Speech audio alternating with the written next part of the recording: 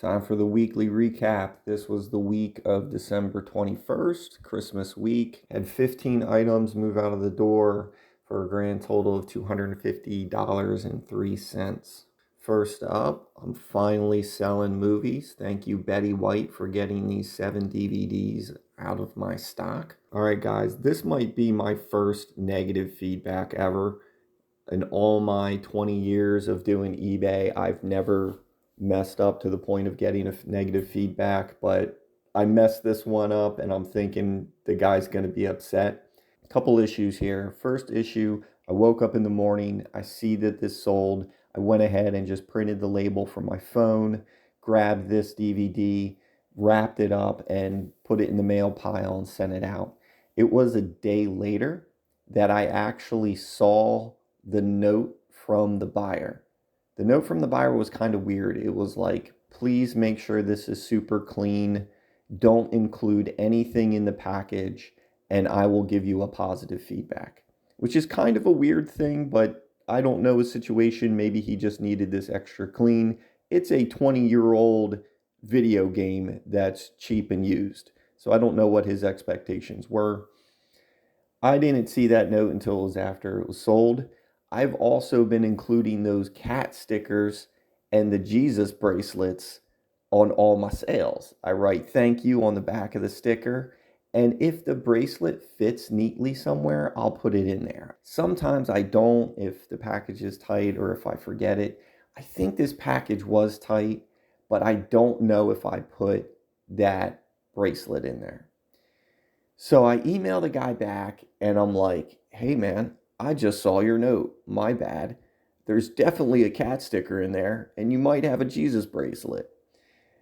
The other thing that I noticed when I'm typing that note, that this listing says it's tested disc only, which means I took this disc, I put it and wrapped it in a regular 8x11 piece of paper, and I wasn't even going to sell the case with it. It says the case isn't included in the description. I definitely grabbed a case and mailed it to the guy. So now I'm wondering if I even mailed him the right game. Somewhere in the back of my befuddled brain, I thought I had 2 Need for Speeds and I bundled them together. Like this was a combined lot. But I searched my listings. I don't have another Need for Speed. And the fact is, I don't even know what I mailed this guy, but I definitely mailed him a cat sticker. So I think he's probably going to come back and give me a negative feedback if I messed it up. But hopefully he got the right game and he got everything that he needed. And I don't know. I'll update you guys. Okay, back to the regular routine. This was a Samsung Blu-ray player. I picked this up for $5 trying to test Blu-rays, but it didn't have a remote, so I had to spend $6 on a remote, so total in 11. And then later on, I got the PS4 to test Blu-rays, so I went ahead and sold this. It sold for 22. Biggest sale of the week was that Xbox from a previous video. I paid $100 for the Xbox. It turned out to be working beautifully and everything was legit. So I immediately just listed it up and sold it. It went ahead and sold almost instantly. In fact, I originally got an offer for $175 from a guy who lives a half an hour away from me. And I text him back and I say, hey, I don't want to go that low, but you live a half an hour from me. If you want to come pick this up, you can have this by Christmas. And I gave him like a few bucks off. And then I instantly get the email that says, oh, your listing sold. And I'm like, awesome, that guy bought it. But then I look at it and it was a different guy. So I mailed this sucker out. It sold instantly. Probably means I could have got a couple bucks more, but I'm not mad about it at all. It seemed to be in line with what everything was selling for. These wrist straps from the dollar table sold. Good profit there. This piece of metal was probably what got me into doing this a little bit more seriously.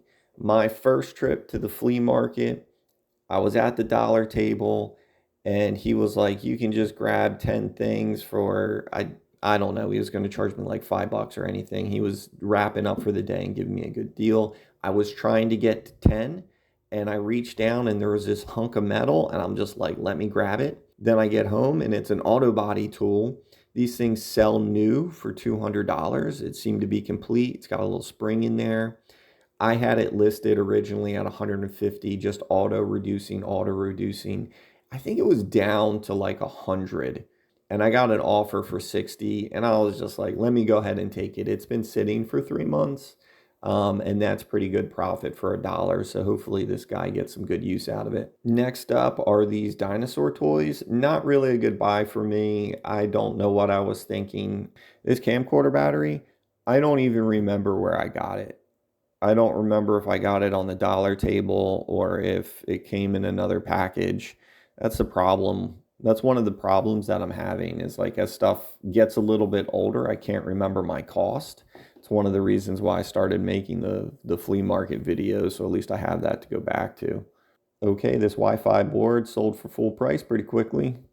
And Big Silk Films turned out for me. This sold almost instantly. I took an offer for 750. I actually bought this hat months and months ago because I'm living on the farm now and I need to look good. And I thought this hat was really going to make me look good. It's a very high quality hat. I ended up loving the hat, but it just didn't fit on a size medium. I guess I got a big head. So I went ahead and flipped it at a little bit of a loss here. Another item, I don't even know where I got this. I might have picked this up a year ago and just had it sitting. I'll generally pick up a Rubik's Cube for $1 or something if it's just a different puzzle. It's kind of neat, good collectible for somebody. Picked this up at a flea market for 50 cents. I think I originally had this listed for $15 and it just kept going down. Still a good deal. Okay, this trimmer head for a steel trimmer was actually just in the house when we moved in.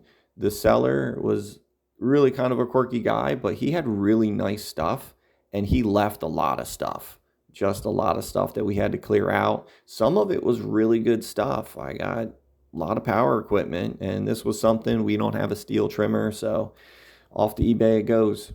And that Crunch Labs kit sold pretty quickly. I got a couple offers on that. Eventually, I did a counter offer because I was getting offers and views. Guy offered 35 and I said, hey, can you do 40? So we took that. And that wraps it up for the week. I wish everybody a happy new year and I'll see you guys on the other side.